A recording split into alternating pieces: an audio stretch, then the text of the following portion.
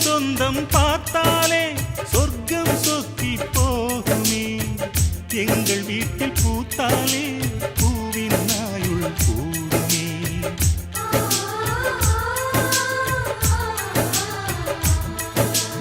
இரண்டு கண்கள் என்றாலும் பார்வை என்றும் ஒன்றுதான். உருவத்திலே தனித்தனிதான், உள்ளம் என்றும் ஒன்றுதான். ஒரு சேவல் நடை காத்தது இந்த அதிசயம் பாருங்கள்.